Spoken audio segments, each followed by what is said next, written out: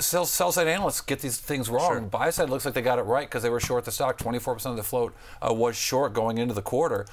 These numbers are weak.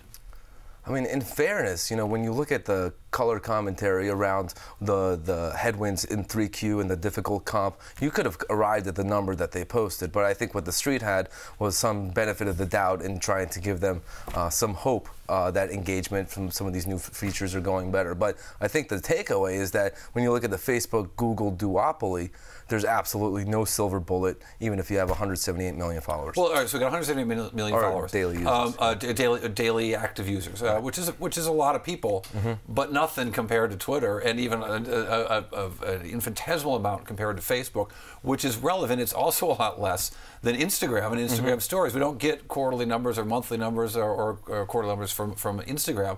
But last report, I think we had 300 million in Instagram using Instagram stories. This 178 million users from a percentage effect, just 2.9% growth on a sequential basis. That's weak. It's not great, but at the same time, you have to think about that they have so much opportunity to engage these users. They have all these publishers trying to forge relationships with them. You know, it is more raw content, and there's a discovery aspect that I think is not there with the ephemeral nature of the service. That's not really there with other services. But the biggest issue is that Snap has all these users, all this engagement, and I think that they are their #1 worst enemy. It's not Facebook, it's not Google, it's rather they are not effectively capitalizing and monetizing on the engagement and the users that they do have. And I think that's, you can draw that same parallel to Twitter.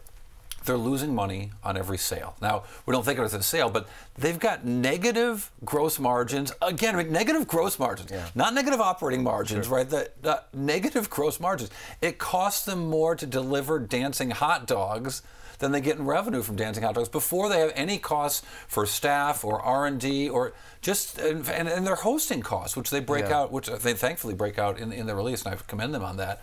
Their hosting costs went way up again. I mean, look, there are areas of criticism that I give you credit for criticizing, but on the hosting side, I don't think that's quite fair because, I mean, they're putting up. It was 88 cents from right, but at the same time, the opportunity is if the business did scale in the way it was supposed to, you know, you were going to see a much steeper leverage trajectory than what you see now.